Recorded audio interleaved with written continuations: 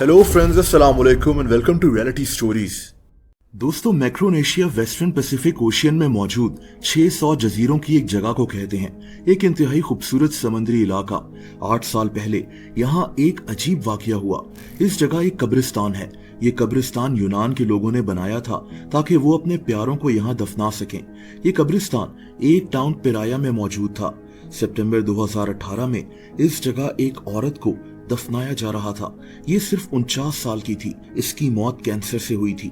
इसके रिश्तेदार और दोस्त इसको दफनाकर वापस जा ही रहे थे, लेकिन उसी वक्त कुछ अजीब हुआ। दोस्तों, उसी वक्त इन्हें अजीब सी आवाजें सुनाई देने लगी। ये आवाज उसी औरत की थी जिसको अभी अभी दफनाया गया था। आवाजें इसकी कब्र से आ रही थी। इस कब्रिस्तान में अफरा तफरी फैल गई। लोग फौरन इसकी कब्र को खोदना शुरू हो गए, लेकिन जब इन्होंने इसकी लाश को बाहर निकाला तो ये औरत मुर्दा हालत में ही थी। लोगों को समझ नहीं आ रही थी कि इसकी कब्र में हुआ क्या था, वो आवाजें कहां से आ रही थी। दोस्तों, बाद में डॉक्टर्स ने इस औरत की लाश का मुआयना किया तो ये मानने को तैयार ही नहीं थे कि ये औरत कब्र में जिंदा थी। लेकिन इस औरत के रिश्तेदारों को यही लगता था कि ये औरत दफन होते हुए असल में मरी नहीं थी। ये वाकया वहां के लोग आज तक समझ नहीं सके। एक ऐसी ही कहानी मैं आपसे अब शेयर करूंगा। ये कहानी reddit.com पर एक आदमी ने पोस्ट की थी। ये आदमी अमेरिका में एक कब्रिस्तान में नौकरी करता था। कब्रिस्तान का ख्याल रखना, कब्रिस्तान में कब्रों की जगह को स्पॉट करना, ये सब कुछ इसके काम में शामिल था। इससे पहले ये एक सिक्योरिटी गार्ड रह चुका था, लेकिन पिछले 15 साल से ये अब कब्रिस्तान में ही नौकरी करता था। वैसे तो इसकी शिफ्ट दिन की होती थी, लेकिन कभी कभार ये डबल शिफ्ट कर रात में भी काम करता था। ये वाकया 22, 23 और 24 दिसंबर 2022 का है। उस जगह शदीद सर्दी पड़ रही थी और हल्की हल्की बारिश हो रही थी।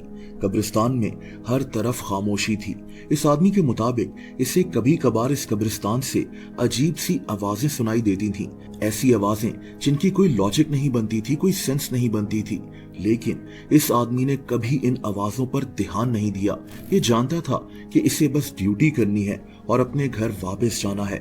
लेकिन 22 दिसंबर से 24 दिसंबर तक कुछ ऐसा हुआ कि इस आदमी ने ये पूरी कहानी इंटरनेट पर शेयर कर दी। दोस्तों, इन 3 रातों में इसे कब्रिस्तान से रिंगटोन की आवाजें सुनाई दे रही थीं। पहले तो इसे लगा कि कोई अपना फोन कब्रिस्तान में भूल गया है। जहां से ये आवाज आ रही थी ये उसी तरफ चल पड़ा। इसके हाथ में एक फ्लैश लाइट थी। इस आदमी को अंधेरे में डर नहीं लगता था, लेकिन शदीद सर्दी और बारिश से इस आदमी को परेशानी हो रही थी। इस आदमी ने उस पूरी जगह को चेक कर लिया, लेकिन इसे यहाँ से कोई फोन नहीं मिला। ये आदमी अब वापस कब्रिस्तान में बने अपने केबिन में आ गया। यहाँ एक हीटर लगा हुआ था। ये आदमी इसके सामने बैठ गया कि अचानक इसे महसूस हुआ जैसे कोई इसको घूर रहा है। ये चिल्लाया कि वहां कौन है, और ठीक उसी वक्त इसे आवाजों की, कदमों की आवाजें आना शुरू हो गईं। इस आदमी ने फौरन अपनी फ्लैशलाइट पकड़ी और उन आवाजों के पीछे भागने लगा। दोस्तों, अचानक इसे फिर से उसी रिंगटोन की आवाज सुनाई दी जो इसे पहले भी सुनाई दे रही थी। ये आदमी अब रुक गया। इसने कब्रिस्तान की मिट्टी को चेक किया जो बारिश की वजह से गीली हुई थी कि वो कदमों के निशान किसके थे। लेकिन इसको तब हैरत हुई जब इसने देखा कि ये निशान अजीब से थे, जैसे किसी जानवर के कदमों के निशान होते हैं। ये आदमी फौरन अपने केबिन में वापस गया। इसने अपनी गन उठाई और कब्रिस्तान में घूमना शुरू हो गया। लेकिन ये कब्रिस्तान बहुत बड़ा था। यहाँ के हर कोने को देखने में काफी टाइम लग जाना था। लेकिन उसी वक्त इस आदमी को एक कब्र नजर आई। दोस्तों, ये कब्र ज्यादा पुरानी नहीं थी। ये सिर्फ 2 से 3 महीने पहले ही बनी थी। यहाँ कुछ फूल और बुझी हुई मोमबत्तियां भी पड़ी हुई थी। लेकिन एक चीज ने इस आदमी को परेशान कर दिया। दोस्तों, इस कब्र के इर्द गिर्द फुटप्रिंट्स बने हुए थे, कदमों के निशान। ऐसे कदमों के निशान इस आदमी ने पहले कभी नहीं देखे थे। ये बहुत बड़े पांव थे। ना तो ये किसी इंसान के पांव लग रहे थे और ना ही किसी जानवर के। ये आदमी अभी ये कब्र देख ही रहा था कि अचानक इसे फिर से उसी रिंगटोन की आवाज सुनाई दी। लेकिन इस दफा ये आवाज इस कब्र के अंदर से आ रही थी। इस आदमी को अपने कानों पर यकीन नहीं आ रहा था। ये कब्र एक औरत की थी। बहरहाल ये आदमी घबरा कर वापस अपने केबिन में आ गया। इसने फैसला कर लिया कि ये अब इस केबिन से बाहर नहीं निकलेगा। अगली रात यानी 23 दिसंबर को इसकी फिर से रात को ड्यूटी थी। रात के 1 बज रहे थे। ये आदमी थोड़ा खौफजदा था।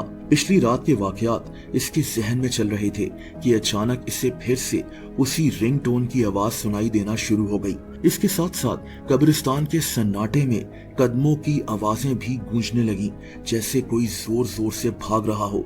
आज रात ये आदमी अपने केबिन से बाहर नहीं निकलना चाहता था। ये इतना डरा हुआ था कि इसके लिए उठना भी मुश्किल हो रहा था। दोस्तों, ये पूरी रात इसने ऐसे ही गुजार दी। कब्रिस्तान की खामोशी में रिंगटोन और कदमों की आवाज इसे साफ सुनाई दे रही थी। अगली रात 24 दिसंबर को वो आखिरी रात थी जब इसकी नाइट ड्यूटी थी, लेकिन आज कुछ ऐसा होने वाला था जिसकी वजह से इस आदमी ने अपनी नौकरी ही छोड़ दी। दोस्तों, इस रात भी हल्की हल्की बारिश होना शुरू हो गई। अभी रात के 1 ही बजे थे कि इस आदमी को फिर से वही आवाजें सुनाई दी। इस दफा इस आदमी ने हिम्मत पकड़ी। ये सीधा उसी नई कब्र की तरफ चलना शुरू हो गया जहां से इसे रिंगटोन की आवाज सुनाई दी थी।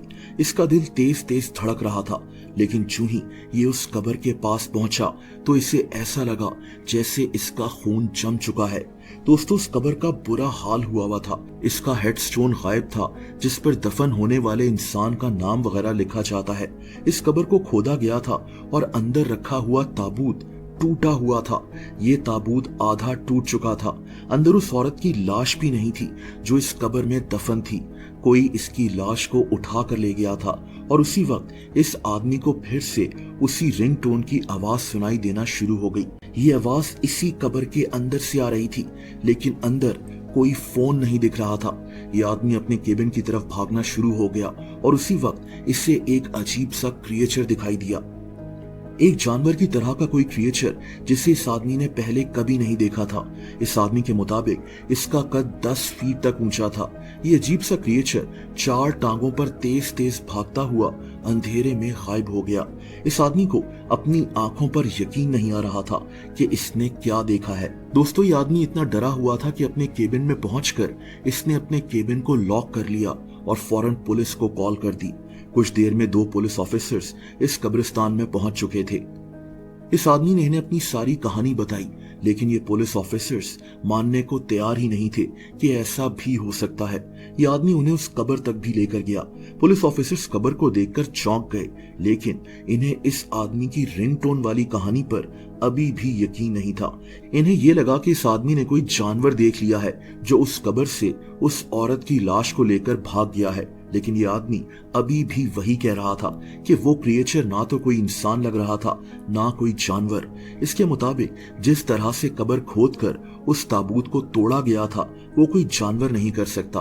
बहरहाल पुलिस ने इस औरत की फैमिली को इतला कर दी थी, लेकिन इस आदमी ने फैसला कर लिया कि अब इस कब्रिस्तान में ये नौकरी नहीं करेगा। उन 3 रातों में उस कब्रिस्तान में क्या हुआ था, ये आदमी आज तक इस वाक्य को समझ नहीं सका।